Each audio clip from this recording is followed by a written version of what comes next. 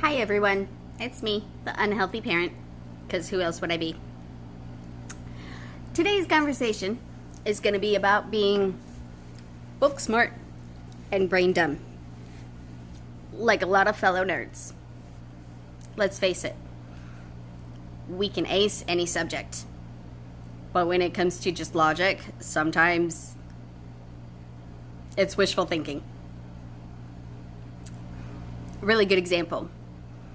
When I was about 15 years old, 15, 16, somewhere in there, I was hanging Christmas lights for my mom. And I was using a stapler to keep the cords in place because we lived in an apartment and they're iffy about, the screws and all of that kind of stuff. So staples, it works. Well, after I got them hung, I plugged them in to see if I liked it, if I liked the placement and everything, and it was crooked. And I have OCD. That drove me nuts. So, without skipping a beat, I get a butter knife and decide to remove the staples so I can adjust the cord where I want. And, well, it turns out you really should unplug something electrical before you stick a metal butter knife in it. And I shocked myself. It was kind of funny. I mean, it wasn't anything horrible or like, what'd you do? It wasn't like that. It made our apartment kind of flicker a little bit for a moment, but yeah, it is what it is. That's brain dumb. Another logic when it comes to brain dumb. One of my daughters, she learned to walk backwards before she learned forward. Okay, great, fantastic. She's walking. That's the accomplishment. That's all we need for now. Well, turns out, when you learn to walk backward, you tend to do a lot of walking backward in your life, and she does that a lot. Not intentionally, not on purpose or anything, but she does. So she'll be walking backward, and I'll, point out, watch out, and then all of a sudden, whack! And she walks straight into the wall. I love her to pieces, but this is a pretty constant factor about her. I love it, and it's awesome, but it is what it is. My other daughter, when it comes to book smart and brain dumb, I know flat out she is super intelligent. Incredibly intelligent. She doesn't care. That's what that is. And that's where the brain dumb comes in. It's not the logic of walking backward and then suddenly turning around and there's a wall right here. No. Hers is, I can and I don't want to. Oh well. She's had moments where, there's one. She was about 2.5, not even that. And, I'm cleaning the house or cooking. I don't remember exactly what it was that I was doing. And I heard my girls giggling and playing and, being toddlers. That's what they're supposed to do. And all of a sudden, I just hear this loud pop. Like, what on earth just happened? And obviously it scared me. So I go running in to their playroom, and she is giggling and cracking up on top of a whole bunch of stuffed animals. And she's going, I flew! I had blocked off the top of a bunk bed where I had all of their stuffed animals. There was no ladder or anything. It was impossible to easily get to the top of the bunk. But she takes after me and knows how to climb. And she managed to climb, she opened a dresser drawer, climbed on that, climbed on top of the dresser, reached over, spider monkeyed on top of this bed, and then spider monkeyed onto the floor where she had thrown all the stuffed animals. And that's what she did because she wanted to fly. It is what it is. So anyway, back to book smart, brain dumb. Have you ever had people that just, they tell you that, okay, this is what we're going to do. This is our plan of action. This is the task. Point A, point B, point C. You know, they give you this whole itinerary, or they tell you exactly what their expectations are. They tell you exactly what's going to happen. So you execute based on their enthusiasm and their motive and their motivation behind how they talk to you and what they're telling you and all of that. So you base your actions off of what they tell you. You're using logic. Well, then the person with all of these, this is what I want done. This is how it needs to be done. This is what needs to happen.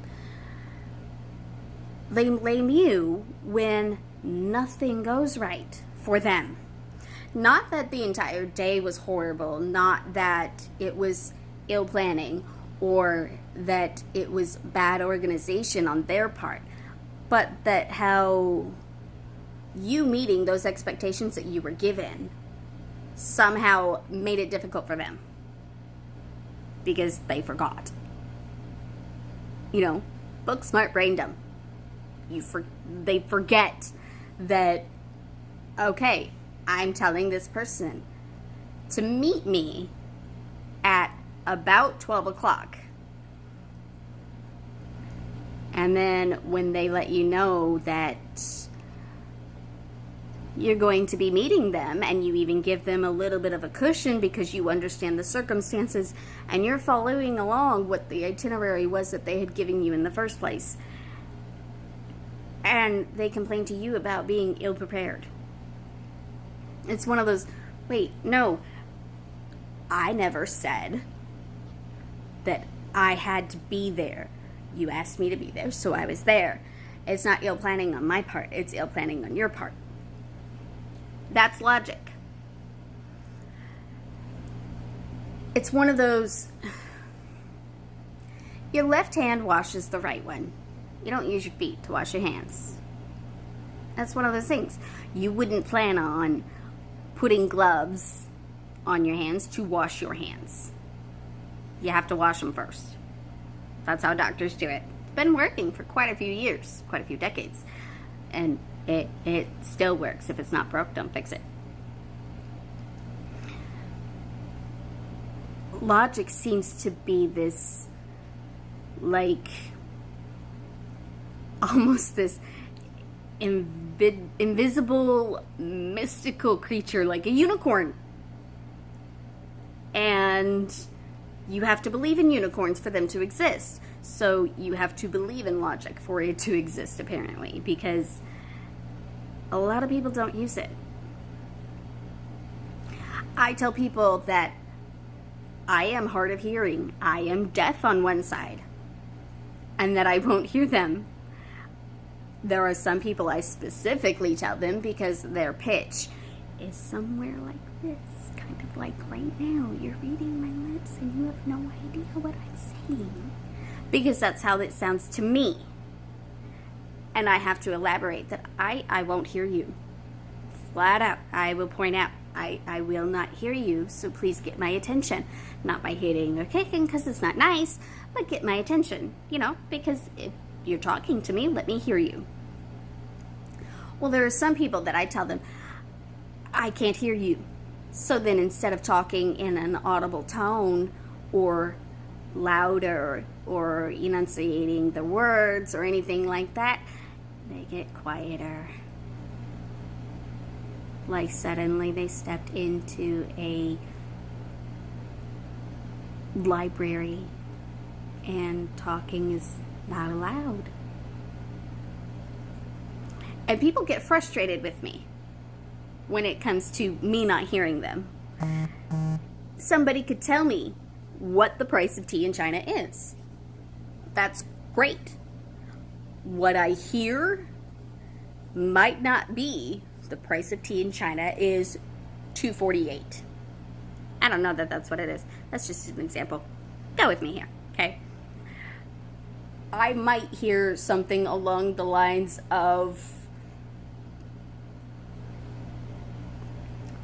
she was in China and broke through a gate. Not that that's what it would translate to, but because there are word combinations and letter combinations that I don't hear, I have to translate it. So I have to take Sesame Street words and turn them into a sentence. Or I have to take the sentence and break it down to Sesame Street. That way I can actually figure out what they did or did not enunciate. That way I'm not hearing something about a blue Smurf that walked into a fence and just going, what? What's really funny is when I go to see the audiologist, because I have to, you know, they monitor the hearing loss and whatnot, and, you know, you put these headphones on, and they put these sensors and everything. What's really funny is because there's a pitch problem for me. If they start talking, and I look at them, and I see their lips moving, I know they're talking. But if they start talking in a pitch I can't hear, I'm just sitting there like, yep, I'm in a soundproof box. I got nothing. And that's what it's like for me. Or they say phrases, you know, with their mouth covered, so there's no lips for me to read. And I have to repeat them back. And there are some words that can be lost in translation automatically. There are words like ditch or hiccup or anything with a C tends to change into another letter. D's change into other letters. B's change into other letters. Basically anything that is not a hard vowel can be misconstrued into something else. And that's where logic comes in. So, like, when I'm telling somebody, I'm not hearing you, I need you to speak up, it's not just because I like to be a pain. Because, I mean, yes, don't get me wrong, I do have a sarcastic sense of humor, and I am quick-witted, and I am somewhat of a pain. But that's not necessarily my goal 100% of the time. Depending on the day. We all have those days where it's just one of those, yeah, let's see what buttons I can push. Sadly, they only ever made easy buttons. They really need to make other buttons. That would be logic. That would be a fantastic button. In fact, okay, here we go. So today is, we're in August, yes, August 5th of 2019.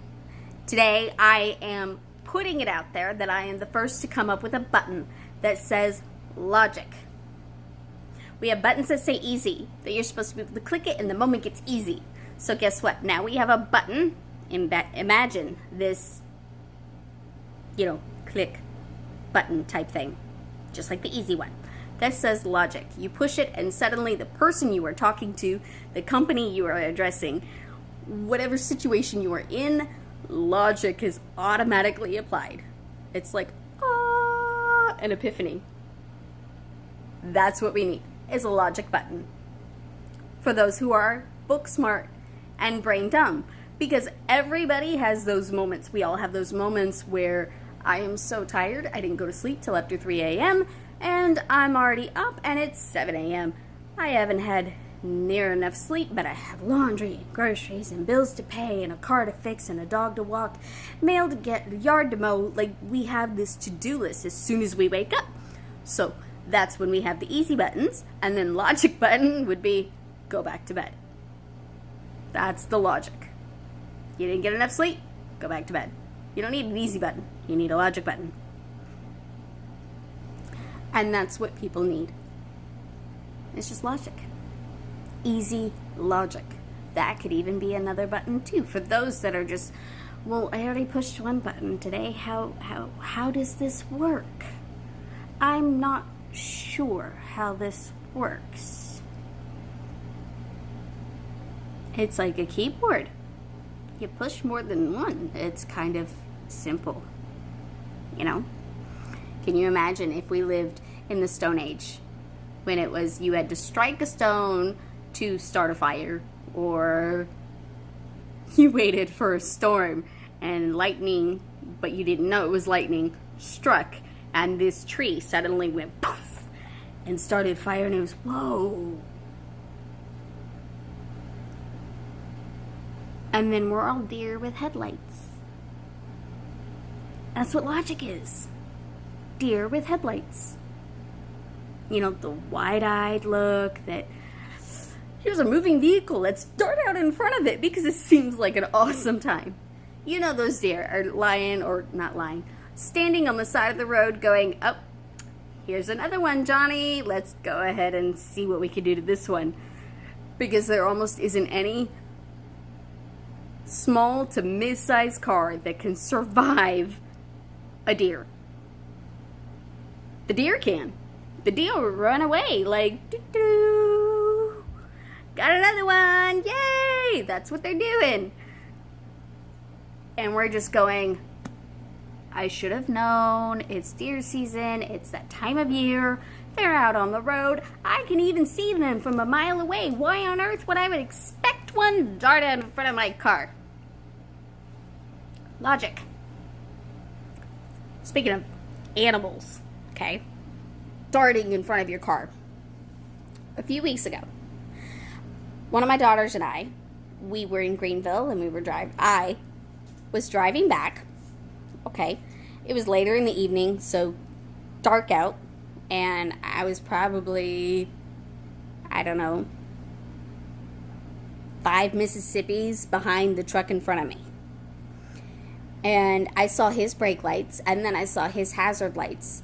So I was prepared that, you know, this truck was going to pull off the side of the road. Makes sense. So, you know, not only did I slow down a bit, but I moved over another lane. Because that's what you do. It's what nice people do. Anyway, so I keep driving. No big deal. And then there is something huge and black in the middle of the road, and I swerved to miss it. I'm instantly thinking that the truck lost something. You know, a bumper, a tire, a toolbox.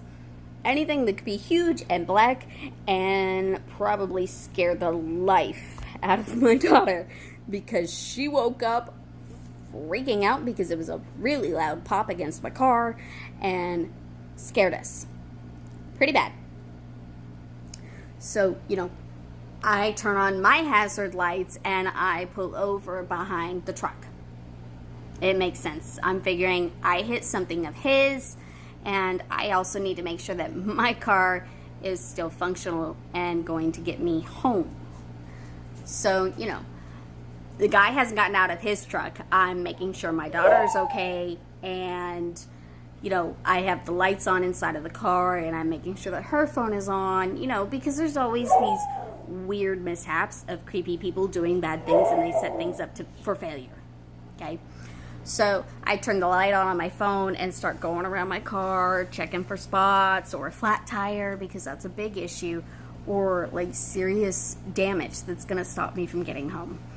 And then the trucker gets out of his car and, hi. Simultaneously, another lady pulls up alongside my car and explains to us that it was a bear. Yes, a bear. Like, you know, Yogi Bear, Smokey the Bear. Bear, okay. It was a black bear, which is obviously why I still have the car. It was not full grown, I can say that, because the size wasn't quite what you would expect even for a black bear. He had a huge gash on his side. Like, I felt bad for the animal. I really did. Anyway, so after she tells us that there's this bear, the trucker, you know, he turns around to go pull the bear out of the side of the road, or out of the road, because, I mean, 3 cars hit it. 3. One was a truck, I have a small SUV, and the other lady had an SUV. We all hit this bear. And I turn my car around and I go and help him get the bear out of the road, because, you know, this is bad. This is dangerous, and let's look out for each other. And there's a gash, probably, I want to say this gash was a foot long, if not longer. Very pretty. Male. You could tell because those parts were grown. And, you know, we did what we had to do to make it safer. Yes. Yes. And he was a hunter, so, you know, things worked on all parts. And I believe in energy healing and good karma and things like that. So, obviously, I apologized to the bear and, you know, thanked him and, you know, did what I needed to do so that I could wrap my brain around what just happened. Even though I knew it wasn't anything like horrific, and I knew it wasn't anything that I did intentionally. Like, it wasn't anything like that, but it was still a creature had lost his life, was how I looked at it. So, and that's where logic comes in. You know, you can go home at the end of the day and be like, dude, I just hit a bear, and think nothing of it. Okay, that's on you. You can be book smart and think, wow, I hit a bear. I know how it happens because of where I live, but wow, I hit a bear. That's book smart. Brain smart is going, this creature, this being, what? Had a life. And you don't want to put bad karma out there, do you? Huh, River? You agree? Yeah, you do? Only good karma? I agree. Yes. Yes. Absolutely. See? Good karma. Book smart, brain dumb. We don't want to be brain dumb, do we? She's beautiful. She really is. She's not mine, she's my roommate's. But she's a peach. Obviously, not literally. Brain smart, you know. Anyway. So yeah, that's the theme for today. Book smart, brain dumb. Let's use our organization skills as people to just apply logic to our everyday lives. Whether it's the day you hit a bear, or if it's the day you decide that you want to sign a business contract, or anything like that. Use logic. It'll help you in life. It really will. I don't know when, because that's not for me to apply to your life. But you need it. So, here's for the easy buttons. Catch you next time.